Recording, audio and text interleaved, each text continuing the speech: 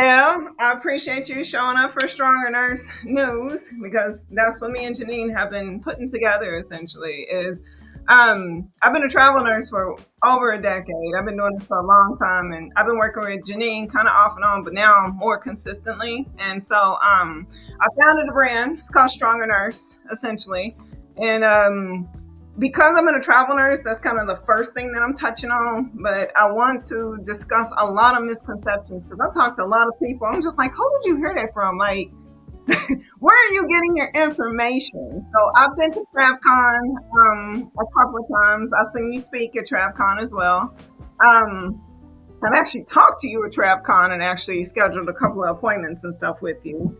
And even in like the Facebook groups and stuff, I recommend travel tax. So I felt like it would be an added value to actually have this discussion. So when people come to my YouTube channel and be like, look, like this is the truth.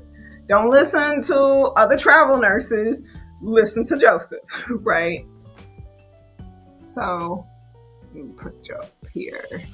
Yeah. So is this more like a question answer, or is it a video presentation? Or kind of more like a question answer kind of thing. Okay. Because I wanted to had to look normal with a different backdrop because it was going to be a live presentation. I mean, used to doing that stuff. It's okay. You can see my backdrop. I'm renovating my house, and you see all the paint swatches on the wall. And you'll definitely see my animals coming out because they love coming to broadcast themselves. They think they're peacocks. So, well, I mean, essentially, yes, it's a kind of a Q&A. And the first thing I wanted to start out with is the top 10 travel nurse questions that either I get or I've either had to have answered. So the first one is the 50-mile rule. I see a lot of stuff like on Facebook groups, and of course with me traveling and stuff, there's nurses that are starting to do local contracts. And so they're kind of concerned if they qualify for the stipend or not. And so a lot of agencies put a 50-mile rule or 50-mile radius around local contracts so the nurses can't get stipends. So I want us to kind of clarify that, how that works, because people think this is a rule through the IRS, but I know it's not. Well, you've got a facility rule, and then you'll also have the agency rule. Where's that music coming from? It's the background. Oh, okay. I thought it was me. So, facilities may have a 50, 70 mile, whatever, before they're going to pay travel rate. That is their limitation threshold to prevent locals from coming and getting premium pay. Now, what the agencies have to do is, in order to pay you a stipend, specifically tax-free, they have to have a reasonable belief that you are actually away from home and incurring expenses for lodging for each of those days they pay a per diem. So, unfortunately, to tackle that, and this is historical, because if you know my history, I was a traveler in the 90s. Okay. A lot of them get lazy. So they'll say, okay, as long as you're 50 miles away, we'll give you a tax-free stipend. That doesn't cut it because you're reimbursing. Mm-hmm. And the whole point of this is you got to have something to reimburse for. So 50 miles is okay as a disqualifier, but it's not a qualifier. The true qualifier is, are you far enough away that you have to have lodging expenses at the assignment that can be reimbursed? If you don't, it's taxable. If you don't have a tax home, it's taxable. But, of course, that's an assumption that you do. So there is no 50-mile rule in the tax code other than moving expenses and some court cases for salespeople that drew like a 50-mile radius around their home to determine which of the locations they could get mileage reimbursements for. And we're talking about lodging and meals of stipends, not mileage. Right. So it's a lot more involved. And this is why you have a tax home statement, too, that were supposed to fill out. That's what it's supposed to address. Okay. And so I know, like Janine, whenever I sign up for any new contract, they have a statement now that I have to fill out that asks for like my address and where my permanent residence is, of course. And then am I having to duplicate expenses? And so that is a yes or no question. So if a nurse was to lie about that and get caught, what would happen? It's not the agency's fault because they signed off on it. The liability shifts if they were to get an audit and determine either they weren't spending the money or they didn't have a tax home or both. Then all of those stipends would be added back as wages on the exam. And they would be subject to some penalties and interest if the IRS thought that it was willful. They would add more penalties. And if it's more than 25% of what they put on the tax return, then they got 6 years to look for that. 6 years? Yeah, because the statute of limitations is 3 years unless you underreport your income by 25%, then it goes to 6 years. I thought it was 7 years, so. Well, that's what we say because we're at 6 years in.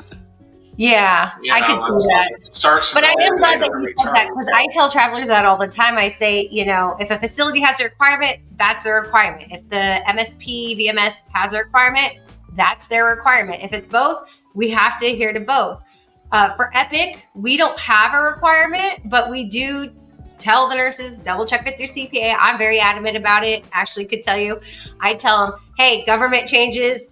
You get a new senator, you get a new this, you get a new that. Like, they're changing all the time. Double check with your CPA. But to my knowledge, there's nowhere in the tax code where there's a specific mileage limit, but you do have to have proof that you're duplicating expenses. If you don't, then you're not technically allowed to get stipend. Yeah, you don't have anything to back it up. Right. Okay. So that clears that up.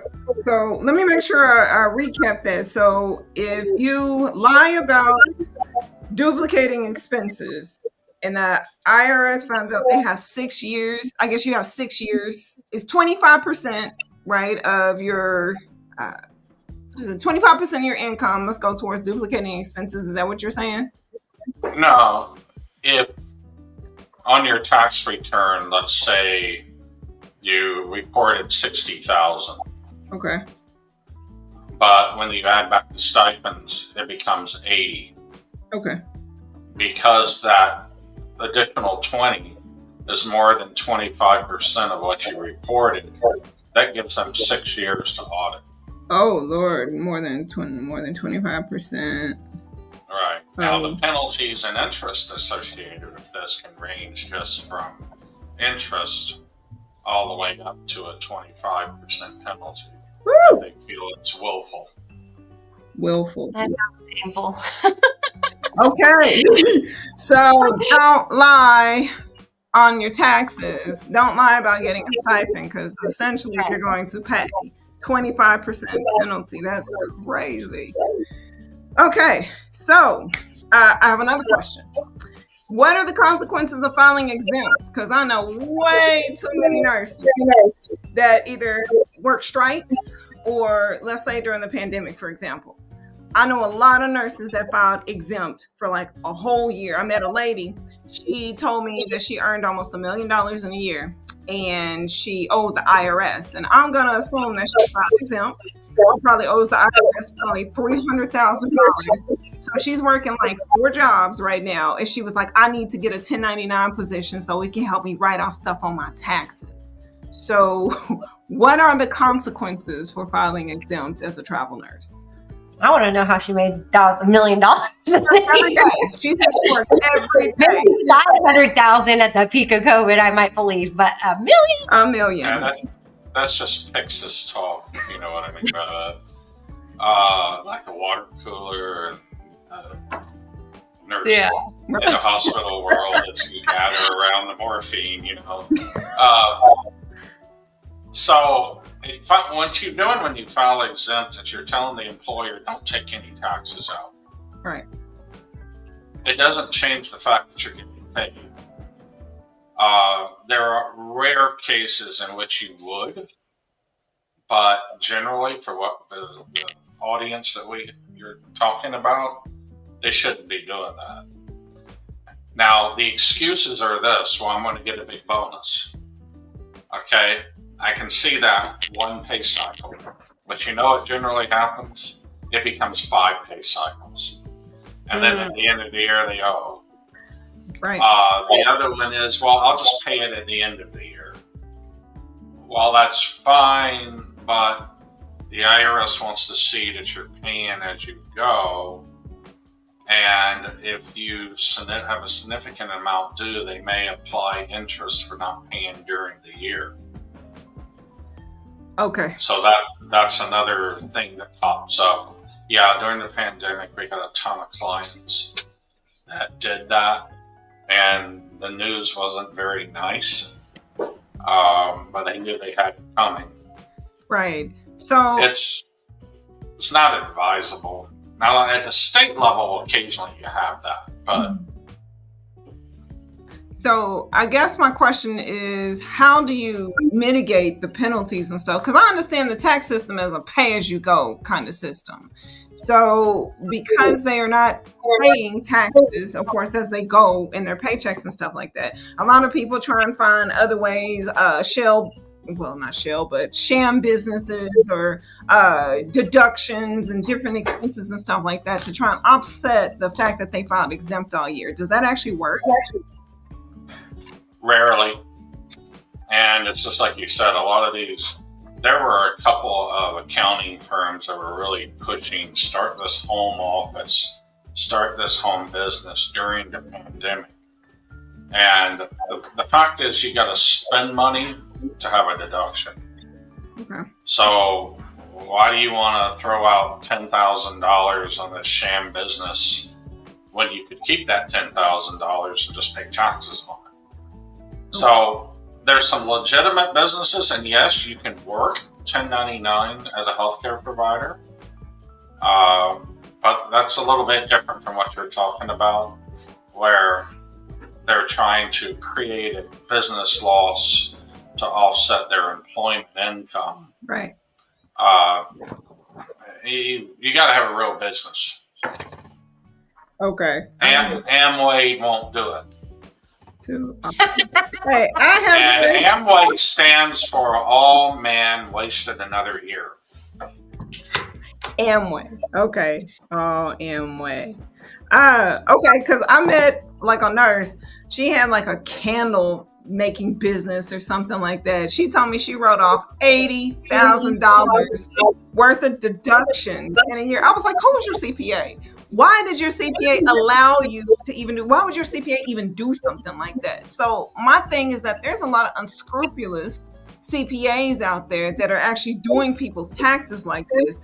And so my question to them is like, okay, so if they are filing your taxes and doing this stuff, are they able to defend you in an audit? So is that something a CPA can do, or is there a different kind of tax professional that they need to work with?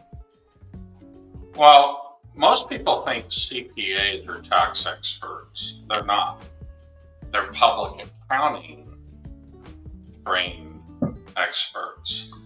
And accounting, bookkeeping and tax, public accounting and tax are two different animals that use the same vocabulary. I taught at the college level in the accounting department, and it was I taught the tax class, and it was a dreaded class because here you come in getting different results with the same vocabulary. So the 3 recognized professions by the IRS are CPAs, enrolled agents, and attorneys. Attorneys rarely do tax returns. They got other things they can make money off of. So you either have CPAs, enrolled agents, and then of course there's all these mom and pop things out there. And the other big difference between CPA and enrolled agent, the CPA is a state license. I practice as an enrolled agent under a federal license. because I actually go to agencies and do consulting work. I'm not going to go out there and get a license for every state. So I just practice under my federal license. Enrolled agents are very tax specific. They don't deal in the public accounting end, though you do have lots of crossover. But those are the tax experts. So CPAs sometimes take a little bit too much liberty because they're not really into defending returns. Our policy is if we put it together, we'll defend it, because I'm not going to put something out there I can't defend. But that's something you have to ask them. Will you defend me if there's something wrong? Some of them will charge a fee, some of them will do it for free. So if the client has represented themselves accordingly, then we're going to do that for free. But if they misrepresented themselves, you better believe it, I'm going to charge for it. Okay. That makes sense, because there's a lot of misconceptions actually out there. I personally had to find an enrolled agent for a tax situation that I had a CPA. They did my taxes. They messed it up. And then I actually had a lawyer who does not practice as a tax attorney, but I had him also do my tax returns too, and he messed it up. And it took an enrolled agent to actually fix it. So yeah, so I've been in that boat before. So that's the reason I'm just like, I really kind of want to get this out there, because there's a lot of misconception about CPAs, and some people pay, a couple $100 and get a tax return done and stuff and think it's nothing. And I'm just like, well, I mean, travel nurses, I know we are risk for audit. So my question is, what are some of the red flags or risks that we encounter? Because I know our stipend, with it being tax-free and everything like that, what makes us more of a target than other people when it comes to actually a tax audit? Well, the industry you're in is a bullseye on your back already. Healthcare, travel, construction, any temporary staffing kind of circles. All of these have a lot of temporary employees, trucking as well too, because they got a lot of travel expenses. And since our industry, we underwent a massive wave of audits back in last decade, the 2010s. And it probably is going to happen again because of all these court cases we've seen, all this negative publicity, and now we're a regulated industry because all of these states are putting limitations on the agencies. And I know we're in the US, but if you start looking up into Canada, a couple of the provinces say you cannot travel in our province more than 6 months a year. So there's all this government, what do you call it? They're staring at us. So we're already a target for that. But then there's some more practical stuff. Number one, your agency's under audit. Well, what do they do in that? They go sample employee returns. And you may have been audited and not even know about it. They're just collecting data, collecting information. If they do an audit, then you're going to be expected to produce all these receipts and every proof, like we've been talking about.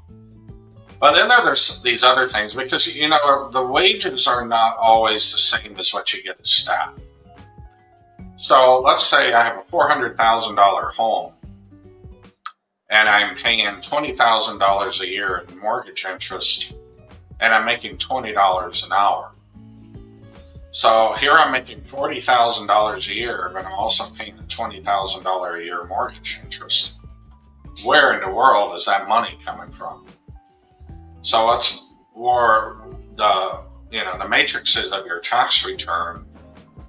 That's called a cash audit, where they're looking at the ratios between what your expenses are recorded and what you're actually pulling in.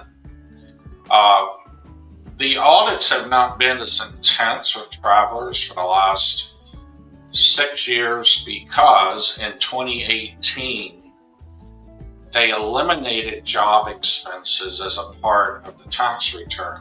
In other words, scrubs, uniforms, meals in excess of meal per diems. We haven't been able to deduct that since 2018. It's coming back in 2026. Okay. Pending the election. Right. I'm actually glad you said that, because that's one of the questions I had about, like, what can they write off that they're not aware of anymore? Because I know in 2018, I remember it changed and a lot of people were upset. Like, I can't write that off anymore and I can't write that off anymore. And it's like, well, what can you write off? And I'm sure a lot of people don't even know. Like, they're probably missing half their write-offs. They just don't know. So if you're an employee, W-2, there are no federal deductions for scrubs, uniforms, meals in excess of meal per diems. There's 6 states that still have that deduction, but you got to either travel or be a resident of that state for it to work. But yeah, it's coming back in 2026. And see, this is where we had such a push in 2018. All of a sudden, becoming an independent contractor became the thing to do, because when it gets shifted from W-2 to self-employed, all of those job expenses were still there. So you had a lot of people trying to become single member staffing agencies, employ themselves. They go out and work either self-employed, S corp, through an LLC. Well, now we're self-employed. We're not employees anymore. So they can deduct those expenses as business expenses. So when we were talking about people forming little side businesses to write off their employment income, what you saw, the biggest scam is they would deduct their travel nurse expenses as if it was self-employed with zero income, and then have the W-2. So they would pretend that their expenses were self-employed. And this actually got called in a national taxpayer, not advocate, but the oversight committee for the IRS. They said, hey, you're letting a lot of these self-employment forms go through with zero income and $50,000 in expenses. What are you going to do about this?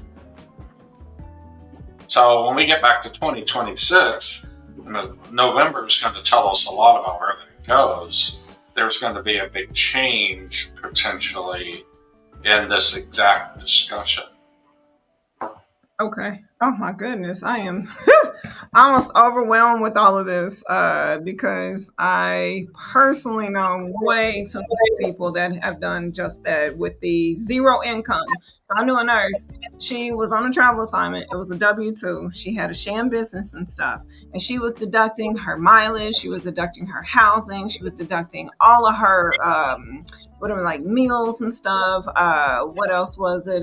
As business expenses and stuff. And actually broke that off on her taxes. They had zero income, yes, for the business.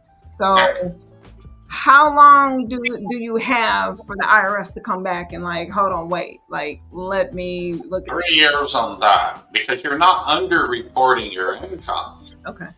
So that doesn't make it 6 years. You're more in danger of under-reporting the income when you have taxable stipends that were not reported. So in this case, they reported all their income. Right. It's just the net result. So they could get hit with a negligence penalty, but it's usually, that's a hard sell for the IRS to do. Because usually I have a case like that, I can say, well, they had some Yahoo that claimed to know what they were doing, put this return together for them. Right. And then they have to, if there's no pattern of abuse historically, then they just have to get rid of that penalty. So what can they write off that they don't know, like most people don't know unless they go to you? Right. I mean, because that was my next question, is tax deductions and the tax law changes with Donald Trump. Because I do remember that in 2018, we stopped being able to write off everything. So it's a lot of people now that are just like, well, they still try and write things off. So like me, I save all my receipts to things. So what's left? Well, in that tax reform package, they got rid of those deductions, but the taxes dropped significantly. So the trade-off was, let's get rid of all this stuff that creates more audits and just be more generous with the rates. So that was the theory behind all of that. I'll sort of answer this in two pathways. The biggest deductions that you have are right there in front of you with the benefits. Your 401k, 403b, retirement. Because you can give up to $23,500 this year. And that reduces it. Now, from an investment perspective, you may say, well, let's just do a Roth. But still, if you go the traditional route, that's a significant deduction. And then the rest of it, benefits, health insurance, all of these things, if they're provided, they are completely tax-free. Or they also reduce your salary before any taxes are considered. So what that leaves us with at the federal level is your typical mortgage, interest, real estate taxes, charity. Sort of the holy trinity of an itemized deduction. Then when you're getting your contract, remember our per diems are not taxable if we qualify. So you may not be deducting it, but you're receiving the benefit of not having to report the income. Because that's how you make money in our industry. You get our stipend and you spend less. I mean, if you have to eat ramen noodles every day, they're full of fat. But hey, you can do it for 3 months. People do in college all the time, right? Right. Then at the state level, depending on what state you are in, there are a hodgepodge of deductions like educational savings accounts, but that percentage, yes, it pales to the federal deductions that you can have. So your two biggest firewalls is your health insurance and retirement. That's how you manage your deductions now, unless you own a house and have significant interest. You want to manage how it flows in versus what you deduct on the outside. Okay. Right. Okay. I think that's pretty straightforward for a lot of W-2 workers in general. When you're trying to lower all that taxes. Right. See, with travelers, the thing that is really the hard part is when you put all these states together. Right. And even if you use TurboTax files up all the time when you have multiple states, and especially travelers who move during the year. That's when, even if you got H&R Block, they'll screw that up all the time, because you've got to allocate, well, what did I make when I was a resident of state A, and what did I make when I was a resident of state B, and then on that state, do my credit for what I paid to that other state. You've got to do a lot of overrides to make that work. Wow. And I'm glad you brought up the state thing too, because that's kind of like a segue into my next question, which is getting double taxed. Because I have a lot of nurses that come from like South Carolina or Florida, Texas, whatever, and they'll go work in California, and then they'll get double taxed on the states. Now, I've had a nurse in Florida tell me that her tax person sends a form at the end of the year, and then California will reimburse the state taxes because they should not have gotten taxed in California, but they did. I mean, I don't know if there's truth to that, but that was her story to me. So how does that work? Well, you're not double taxed except in some rare situations. But let's define tax. If you get a W-2 and they're withholding for both states, that's not tax. That's withholding. Now, let's say you live in South Carolina, you work in California. When you walk through this, when you do your tax calculations, yes, South Carolina taxes everything. California taxes what you make there. So initially, there's overlap. Mm-hmm. However, South Carolina will then give you a credit for the tax liability you had to California based on that tax return. So you're not double taxed, you pay the higher of the two rates. And if you pay the higher, it's either the one or it's split between the two. Well, you're definitely paying higher in California. I know, because I used to live there and I don't live there anymore. Yeah, you live there, yeah. Okay. So I get myself a raise when I moved. Yeah. So, and those people that are dealing with no state taxes, if they live in Florida, work in California, they still have to pay California taxes. This is where their feet are. You know, you're taxed on where you walk and do your work. But if you live in California, work in Florida, well, you're still going to pay California taxes on Florida income because that's where your feet return your home. California. Damn. Yes. So what happens when you don't file multi-state returns? You generally cannot claim a credit on your home state return because you don't know what that tax is. And a lot of states require copies of that other state return or reserve the right to request it. So you could leave money out there if you don't file. But here's the other kicker. If you are in a compact state, I'm talking nurses, PTs, OTs have one coming, RTs don't have one yet.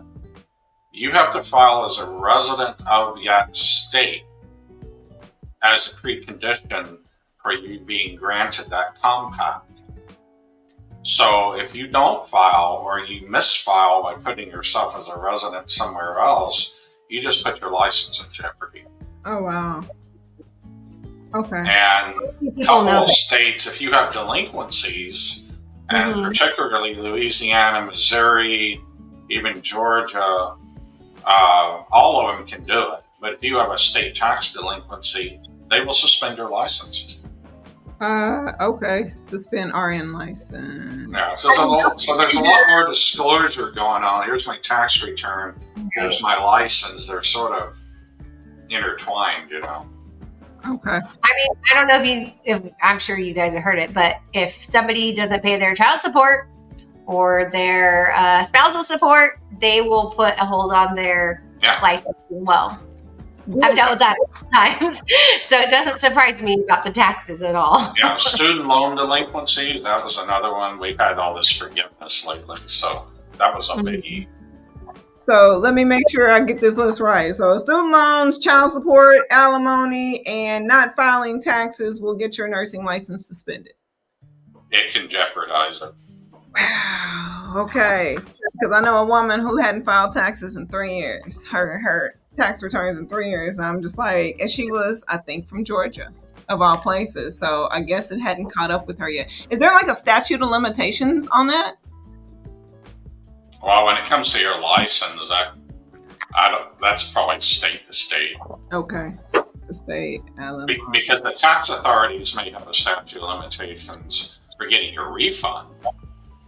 But if you have an amount due, there is no statute of limitations. Right. I remember when I very first, this is like eons ago, but when I very first started doing recruitment, I had one nurse and she worked at me and she called me. It was like her first paycheck and she was screaming at me about, you didn't pay me. You guys took all my pay. And I was like, I don't know what is going on. Let me talk to payroll. I'll get back to you. Come to find out, IRS had said, like apparently she was agency hopping, trying to avoid paying taxes. And, it took a couple pay cycles, but like they would find her. And then she basically would just quit her assignment and try to go to a different place. Oh, yeah. In the infancy of my practice, I had this guy named Roy. That's what he did. He traveled to get out of his child support and alimony. And back then, you didn't have all the electronic processing of that. This was 1990 when I was a travel RT. So by the time 3 months came around and all that paperwork caught up with him, he was off with another agency. Oh, my Lord. Yeah. OMG. Okay, Speaking of moving around a lot, I have a question about, and I'm sure you get this a lot, but is there actually a limit on how long you can stay in one location? For example, you know, I have nurses that go to Loma Linda, California, and they love it there, and they extend and extend and extend. Some facilities have started putting limitations on how long they can actually stay there, Loma Linda being one of them. But they also used to be notorious for allowing travelers to stay for 3-5 years as long as they took 30 days off accumulative throughout the year, you know, and they hear everything like, and I've even heard it like, no, you need to go to somewhere completely different. And then I've heard nothing, and then everything else in between. Yeah. Now, for some facilities may have a rule, but that doesn't influence tax. When you're looking at the tax limit, the limitations on temp assignments, basically what you're looking at is you can't get tax-free per diems if you're there too long. So, I mean, you're nurses. Let's think like an ACLS algorithm here. A tax home definition is your regular place of work. It's not where you live. That's a permanent residence. So you always start with regular place of work. So this is why there's a 1-year limitation. This is why there is a seasonal limitation. And I got all these citations on my blog.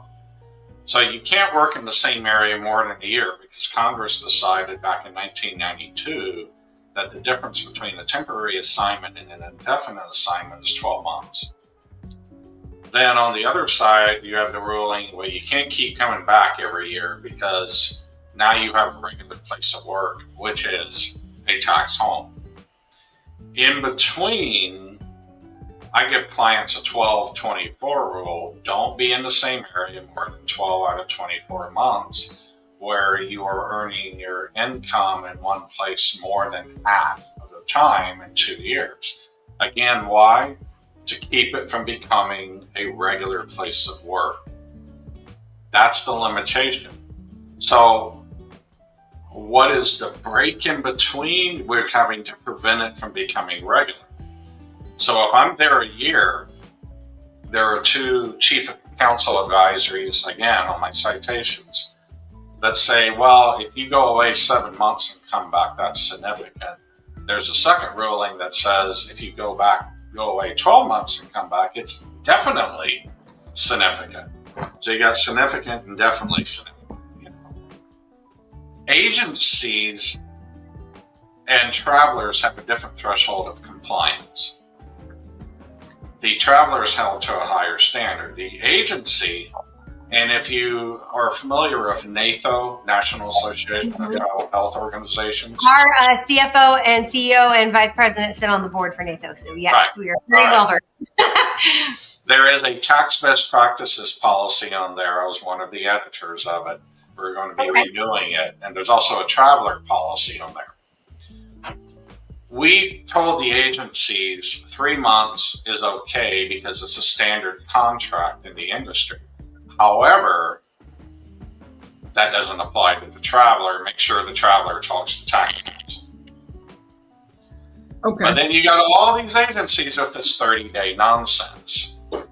And 30 days is what you need to be at home to maintain your tax home, not to reset the clock to come back again. So you can imagine this, if I follow that, I took a 30-day break, and most likely I've already extended before I finish the last assignment. So I have to conclude that 30 days then. But let's say I didn't. Let's say I signed the extension the moment I started. Well, that's only 30 days, but I worked 12 months on either side. That's 24 out of 24 months in the same place. Where's my regular place of work? The top row. Okay. So it all points back to that. And so people are looking around the edges of the bushes, but not seeing the forest. Mm-hmm. And that's where all this, it's a gray area, blah, blah, blah. They're not looking up. They're just looking down at the ground. So if somebody works at Los Angeles, Kaiser Permanente, and then they hit their year and they're like, okay, we're going to go. But then they go across the street, work at Kaiser, or not Kaiser, like Santa Monica, Los Angeles, but they're still in the same area. and they're like, oh, well, I just moved, I went 10 miles away. I'm in Santa Monica. Well, you're still in LA. Is that still Same considered area. that 1 year thing? Like, no, go to San Diego, way down south. Like, Yeah, it's a regular area of employment. It's not a regular location of the employment, if you will. Well, to distinguish it, I do a lot of agency consults for tax home compliance, and one agency actually would hire somebody one floor of a hospital for a year, and then have them sign a contract to go on the fourth floor. And they said, well, it's a different location. I mean, it is. So what the IRS is looking at is continuous employment in the same geographical area. Okay. So for me, I've been in San Francisco. Let me just clarify where I'm at. So I've been in San Francisco for about a year and a half now. And I've been kind of in about a year and a quarter or something like that. So it's time for me to leave is basically what I'm hearing in this conversation is I need to go to a different economic area because I came from like Stockton area, went to San Francisco, been in San Francisco for a little bit, but according to the IRS tax rules that you're telling me, the 1224 rule, which you said that you like to keep people by, it's time for me to leave and find somewhere else to go. Otherwise, that will become my tax home and I will no longer qualify for the tax-free stipends because that's where I earn all of my income, essentially. That's where you regularly, at that point, that's your regular place of work. Okay. So the stipends are now taxable. Okay, I understand now. So you got to go to LA or Central California now. That's fine. I'm ready to go anyway. I'm ready to move. It's time for me to move around. Okay, so then I have another. But our internal thing is travel, don't orbit. Don't orbit. Okay. Wow, that's a good one. Orbit. Because we're not. Okay, so then I have a question. And I've seen a lot of people do this, especially in San Francisco, because it's such a high cost area. I've come across people working 2 contracts, right? And say that they'll be at like UCSF and then they'll be at like a Sutter hospital or something like that.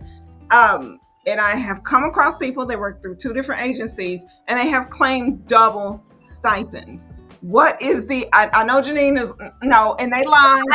I flat out told you one time, I vividly remember, do not do that. You will have to get taxed on everything. And if you don't, and you think you're slick, you're going to get audited and not for nothing, but you don't want to lose your license or being so burned out between 2 jobs. Like, just don't do it. Yeah. Don't do it. But there's a lot of people that do it. So, Joe, what are the consequences of doing that? Well, to make it simple, one set of those stipends is taxable. And then one set of it. So you can't double dip both stipends is what he's saying. Like you have to have one that's really taxable and then you can stipend on the other. Let's just merge it. Let's say it was all one. You have a GSA limitation on the area. So if you're spending less than the GSA rate on a daily basis or 3 months divided by 91 days, then that's the max you can get. If you get more than that, you have to prove it with receipts that you spent more. So if you got, let's just say both assignments pay the same per diems, you really can only receive tax-free per diems from one of them. The other one needs to be treated as wages. Right. But we're talking about unscrupulous travelers, though, who are claiming double stipends. So yeah, it comes back and gets you at the end of the year, right, on your taxes. Right. Okay. If the recruiter is aware of that, now they're putting the agency at risk for knowledge without action.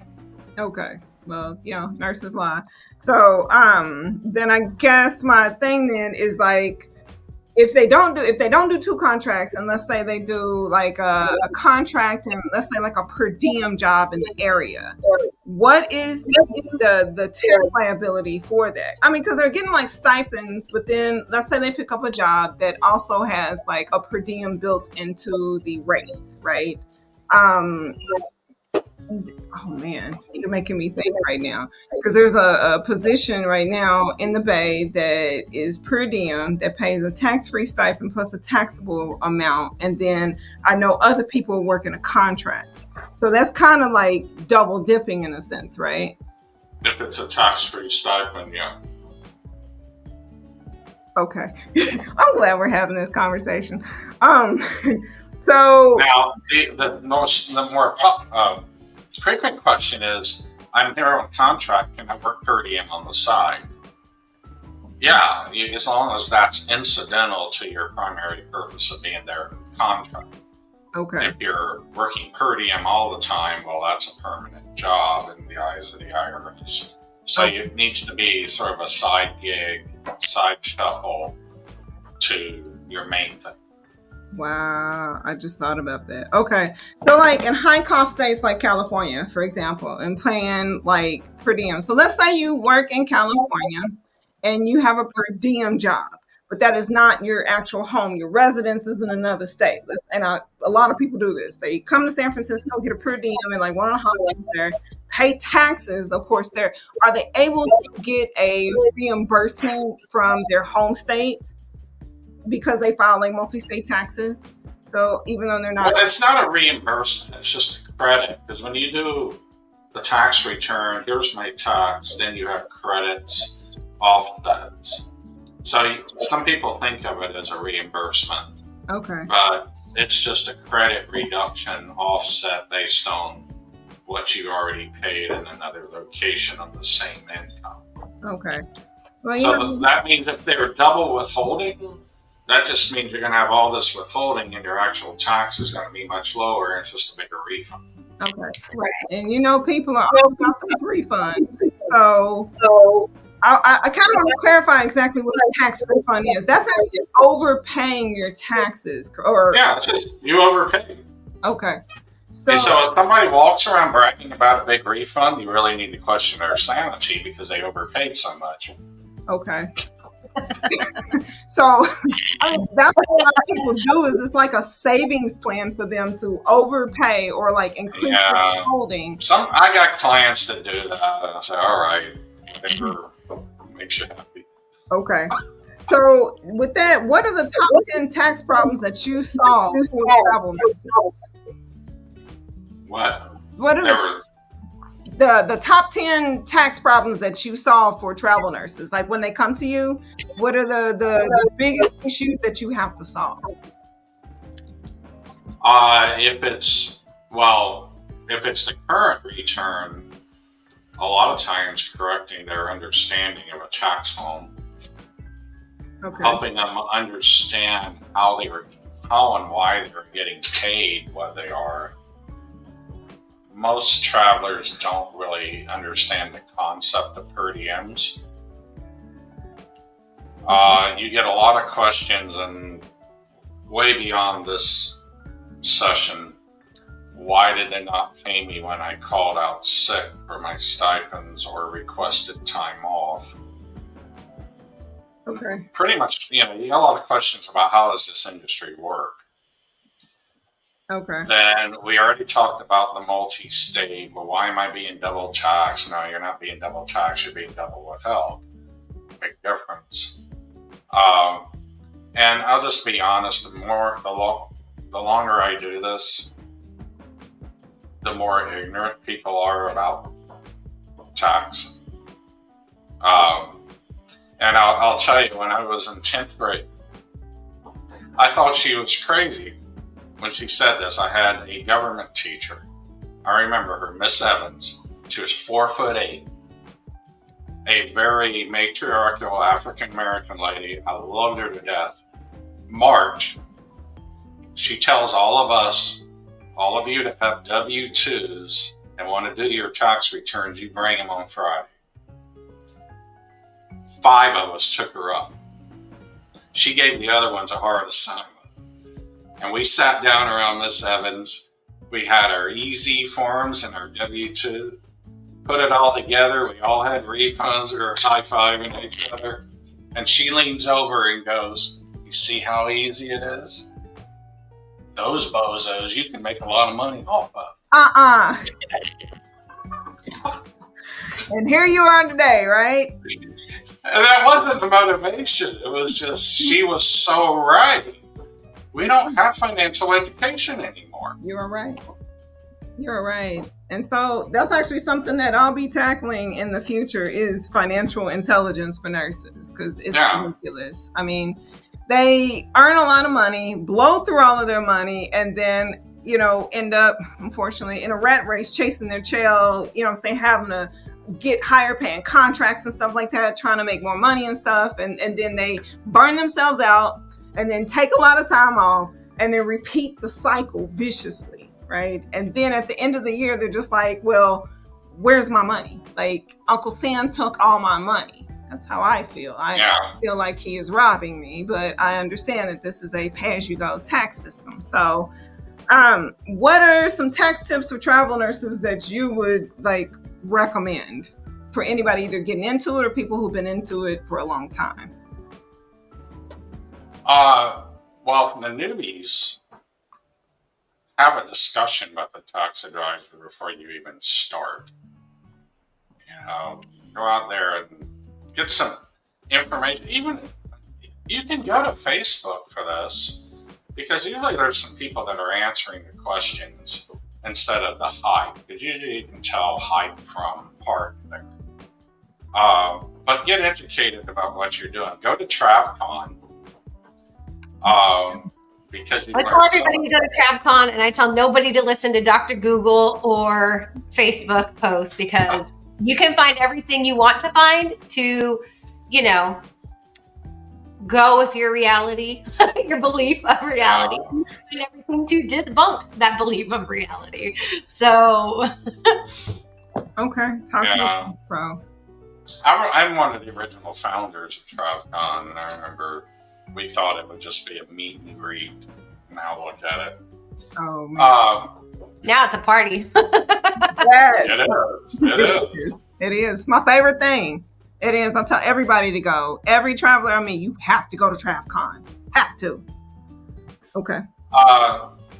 For those that we are looking at old returns, well, new clients, and we pretty much mandate show us copies of your old returns. There's misfiling there because they may have gone to a chain repairer who made them a part-year resident everywhere they went. Or they were just something irregular we had to fix them there. And of course, they don't know. And then you have these hodgepodge. I mean, payroll is complicated, and a lot of agencies mess up. There's ways to fix that. Sometimes we become like their advocate, and because I know so many of the agency management, I'll call for them. I'll have my staff call for them and try to rectify it, get it fixed, get a letter, or whatever is necessary so they can file it accurately, even though it's reported inaccurate. Gotcha. Payroll problems in the agency, fixing old tax returns. Okay, so primary problems, tax homes, understanding like the economic versus the actual residence. So what about people who travel in RVs, those kind of things that don't actually have a physical residence? How do they qualify for like stipends? Because I know some people that do. Well, an RV, there's a famous tax court case of somebody who did not maintain a home. They called them a tax turtle because they carried their home on their back. So most people with RVs are tax turtles because that's their only home. And if you go back to that tax home definition, it's a regular place of income. So if you find regular income, you're done with that whole analysis. But in most cases for travelers, you don't find that. They don't stay in the same place. They're going. So if that's the case, you don't have a definable regular area of work, then your tax home can be where you have your sticks and bricks home that you maintain. Okay. Rent, mortgage, whatever. That's where 95% of travelers are. Right. So you get this RVer, and that's their only home. They're taking their home with them, and all they got behind is a pad or a vacant lot. Then they're a tax turtle. Okay. Their home's going with them. So the per diems are all taxable. And this is why a lot of them will shift their residency to South Dakota or Texas, because it's a compact state, but it also has no tax. So all they have to do is deal with every state that they go to and work in. Okay. So P.O. boxes don't qualify. Storage units don't qualify. Okay. No, you can't sleep in them. You got to know the storage unit first. Nah, you'll get a storage unit and live out of. Nah. They're gated communities, right? I just had like a flash of some movie I watched a long time ago, and like, you know, they went to the address and it was a storage unit. They had no idea until they went to go to find this person. Yeah. Sounds accurate for some of these travel nurses. Okay. One question. What about when it comes to taxes as a traveler? Like, say you're a professional traveler and you do the correct things, you're moving all the time, you're going home and all that, but you're trying to buy a home. Because I get a lot of travelers asking me for all these W-2s and statements and stuff, and their underwriter cannot understand what they're looking at, which kind of blows my mind because it literally says like tax-free stipends on your W-2. It's not income. It's not income. I didn't know if you had tips about that. It's an expense offset. So you can't use it. Now, my reply to that is talk ahead of time. See if the problem is the person taking your application still has to answer to the underwriter gods. Right. And sometimes they may understand, but those guys don't. Probably one of your better possibilities is find a mortgage lender that deals with truckers. Okay. Okay. Because they live off their per diems. Mortgage lender. I'm going to write this down. Lender that deals with truckers. Even airline employees. Truckers and airline employees. Okay. That's a good. I have a lot of people. So a lot of nurses, whenever they're planning on buying a house, they'll like travel and save up a lot of money and then get a staff position for like a couple of months or something and be able. That'll work. Because then they're showing the forward income. Yes. And let's say you're continuing to travel and they say, well, your income's not enough. Well, that's where your other recourse is do a bigger down payment. Okay. Bring that ratio down that they're looking at. Okay. Boy, you have given me so much information. So thank you. I think I had one more question, but it slipped my brain and it's not coming back. So that's not that important. I was going to say, I do remember. I think it was more of like a statement though, but this is something I tell my travelers, and I don't know if you would agree with this, Joe, but I tell my travelers, like, open a Google Drive, open a cloud, open a Dropbox, and save a folder, maybe every assignment or every year, and save everything. Save your tax, your receipts, your payments to your apartments, whatever, and then also save a copy of like all of your medical records and certs. That way you always have them on hand, but that way they can like help track it a little better. Is that like a good thing? Should I keep telling people to do that? That's just a practical thing, because if you've never lived this life, right? If you don't travel for work, even if it's just a week at a time or a few days at a time, you're not used to feeling all of this. And yeah, you got to do your phone app, take pictures of it, scan it. Right.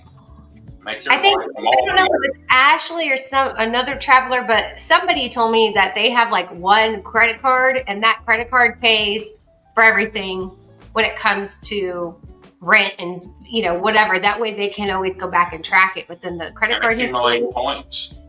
Hey, that's what I do. Travel for free. I spend way too much. I don't pay for my vacations. I get these points. So, like, that's another option too, though, right? Because then you can just pull the reports from the credit cards. Okay. Right. Yeah. Now, that won't hold up in an audit. They won't take credit card statements. Okay. So, if it's something that's very tax specific, Like right now, if you became a traveler and you asked me, what do I need to keep? Well, keep proof of your tax home and keep proof of your assignment home, lease, and proof that you paid rent. No, that's really sufficient right there. That's the biggie. Okay. So proof of your tax home, and you said the copy of the lease and proof of rent. Okay, and the contract. Yeah. Okay. Substantiate your per diems is what you're basically doing. Okay. Substantiate per diems. Okay. Oh, all right. Thank you, Joe. From this next year after the election, we may have a whole new set. Yeah, it might be a totally different thing. I'm telling you, I tell my travelers all the time, new Senate, new Congress, new governor, new mayor, new God knows what, like just call your tax person. Okay. So for anybody thinking of becoming a travel nurse or that is a travel nurse, they need to go to traveltax.com. Like just hands down. I mean, I do it in Facebook posts. Anytime I see somebody asking questions, traveltax.com. Like don't listen to nobody else and what they got to say, traveltax.com. I send your link. When you go there, you'll see we do tax home consults. That's a perfect way to get started before you start. And let one of my staff go over like a 30-point inspection of your tax home. And that way you can be prepared for all sorts of pathways as you get into your career. And you can schedule yourself right off the website. Yes. All right. I love that. Yes, I love that.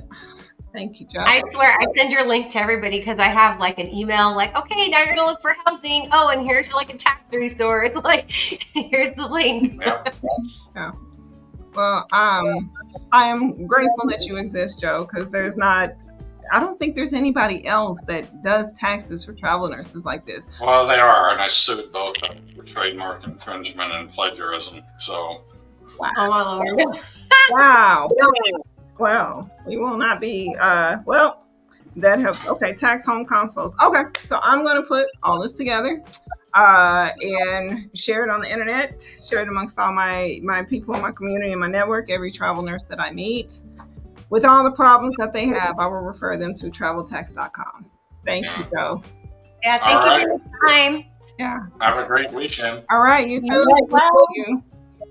Bye. Bye. Bye-bye.